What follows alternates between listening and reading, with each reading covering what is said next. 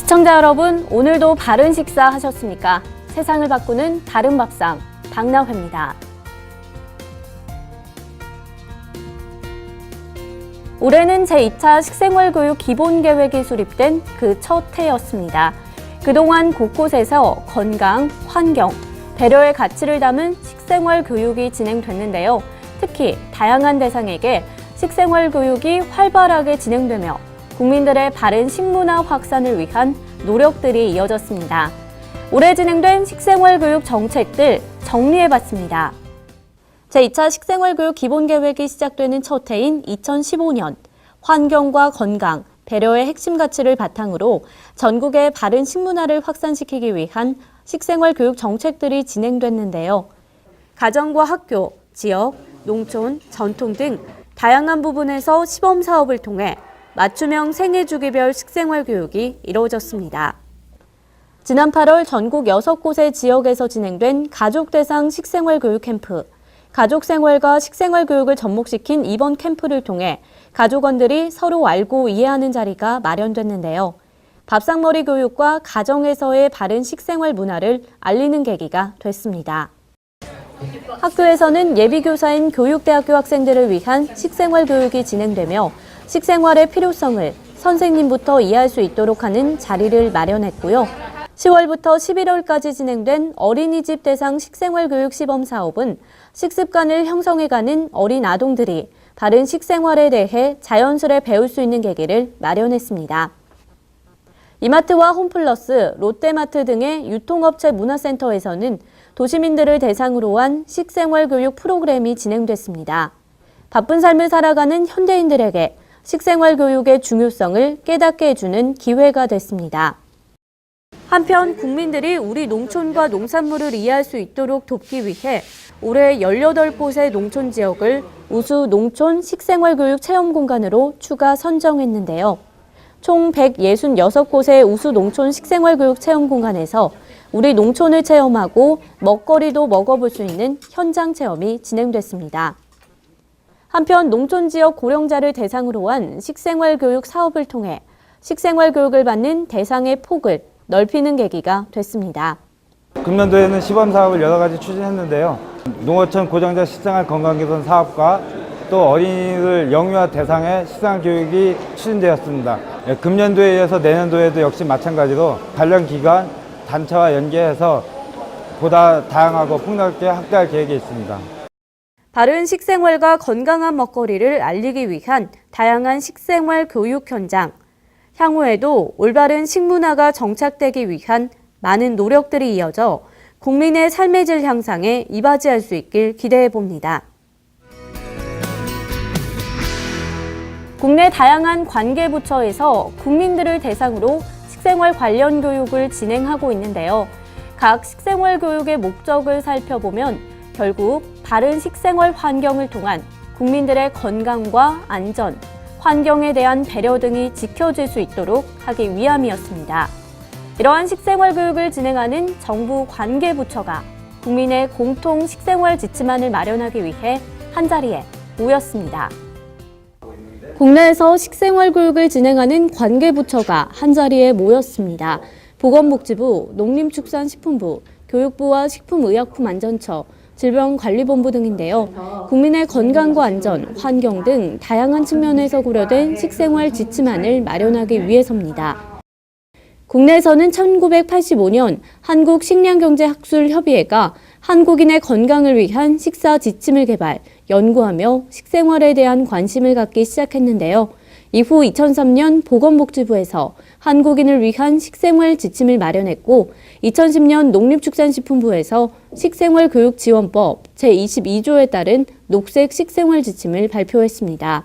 식품의약품안전처는 생애주기 영양관리 정보를 제공하고 있습니다. 각계 부처에서 시행되는 식생활 지침은 현재 부처별 다른 관점에서 개발 보급되고 있는데요. 이를 받아들이는 실수요자인 국민들의 혼란과 이용에 제약을 초래할 수 있습니다.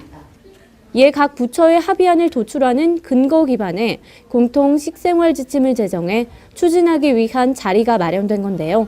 지난 4일 국민 식생활 지침 제정을 위한 공청회가 열렸습니다. 정부 부처와 소비자 단체, 학계, 미디어 등 다양한 전문가가 모여 논의했는데요.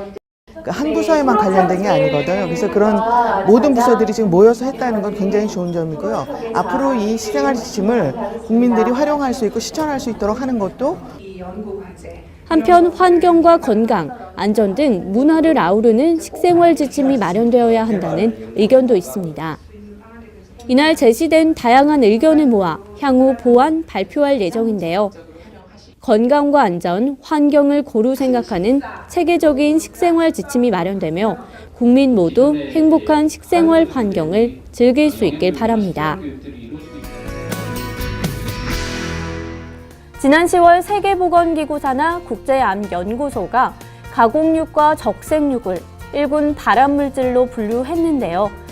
이에 식약처는 국민들이 섭취하는 양이 적기 때문에 우려할 수준은 아니다라는 발표를 하긴 했습니다. 그러나 아직도 국민들은 많이 혼란스러운데요. 괜찮다는 말이 아닌 보다 안전하게 먹을 수 있도록 도와주는 정확한 정보가 필요합니다. 지난 10월 WHO 산하 국제암연구소는 가공육을 1군 발암물질로 분류했습니다. 가공육에는 햄과 소시지, 베이컨 등이 있는데요. 맛이 짭조름하고 만들기 간편하기 때문에 국민들이 즐겨 먹는 식품들입니다. 가공육이 1군 발암물질로 발표되며 국민들이 불안해하자 식품의약품안전처는 국민들의 섭취량이 적기 때문에 우려할 수준은 아니라고 발표했는데요. 현재 우리나라 국민들이 섭취하는 가공육과 적색육의 섭취 수준은 크게 우려할 정도는 아니라는 점을 알려드립니다. 그러나 여전히 국민들은 불안합니다. 국민의 건강과 직결되는 사항인 만큼 정부의 빠른 대처가 필요한데요. 그러나 정부는 이를 얼마나 그리고 어떻게 먹어야 하는지에 대한 가이드라인을 내년 하반기쯤 발표하겠다고 했습니다. 한편 식생활 소비자들에게 정보를 제공하기 위한 노력도 있습니다. 대한영양사협회와 한국식품건강소통학회는 육류와 함께 먹으면 발암 위험을 낮출 수 있는 식품 10가지를 선정했는데요. 먼저 깻잎이 있습니다. 깻잎의 베타카로틴 성분은 고기를 태우면 발생하는 발암성 물질을 상쇄하는 효과가 있고요. 다음 양파는 황화알릴, 식이섬유 등을 함유하고 있는데 이는 암 예방을 돕습니다. 마늘에는 알리신이라는 암 예방 성분이, 고추에는 캡사이신 성분이 대장암 치료 효과가 있다고 밝혀졌고요. 겨울 제철 과일인 귤에는 비타민C와 베타카로틴 성분이 들어있는데 이 역시 암 예방에 효과적입니다. 이 밖에도 부추와 다시마, 우유, 김치와 녹차 등이 이를 예방하는 데 도움을 준다고 밝혔습니다. 한편 국제암연구소는 최근 칼슘이 가공육으로 인한 암 발생 위험을 낮춘다는 사실을 발표했는데요. 칼슘은 과산화지질의 생성을 억제하며 암과 노화 예방뿐 아니라 소화기관 내에서 독성물질로부터 보호하는 역할을 한다고 전했습니다. 국내에서도 국민의 건강을 위한 정부의 빠른 대처가 이어지길 기대해봅니다. 식생활 관련 소식입니다. 식생활교육 국민네트워크는 우수농어촌체험공간 콘텐츠 개발에 따른 운영자 역량 강화 워크숍을 진행합니다. 이번 워크숍은 식중심 식생활교육 프로그램 콘텐츠 개발에 따른 교육 내용을 공유하기 위한 자리로 수도권과 영남권, 충청권과 호남권으로 나뉘어 진행됩니다. 이번 워크숍에 참여를 원하시는 분들은 오는 18일부터 25일까지 신청서를 작성해 이메일로 접수하면 됩니다. 농림축산식품부와 한국농수산식품유통공사는 김장철을 맞아 기능성 절임배추 등 다양한 절임배추의 예약 거래를 시행합니다. 이는 중소상인을 대상으로 하는 식자재 전문 쇼핑몰 포스몰을 통해 진행하는 것으로 일반 소비자들은 스마트폰의 상품 정보 페이지를 통해 예약, 주문할 수 있습니다. 경기도는 오는 14일까지 친환경 우수농산물 학교급식 지원사업 공급업체를 모집합니다. 참가 기준은 경기도에 있는 업체 가운데 비영리 법인 또는 생산자 단체로서 선정된 업체는 2016년부터 2019년까지 경기도 내 초중고학교에 친환경 급식 재료를 공급하게 됩니다. 푸드포체인지는 오는 11일까지 푸드케이터 양성과정 5기 수강생을 모집합니다. 푸드케이터는 음식과 관련된 생산, 소비, 사회 분야를 다루는 식생활교육 전문 강사로 먹거리 시스템의 문제의식을 가지고 바른 먹거리 교육의 뜻이 있는 누구나 신청 가능합니다. 요즘 감기 걸리신 분들 많으실 텐데요. 감기는 대부분 일주일 정도면 가라앉긴 하지만 심하면 한 달 이상 지속돼 합병증을 유발할 수 있으니 주의해야 합니다. 기침이 심할 경우 실내가 건조하기 때문일 수 있으니까 따뜻한 물을 많이 마시는 것이 좋고요.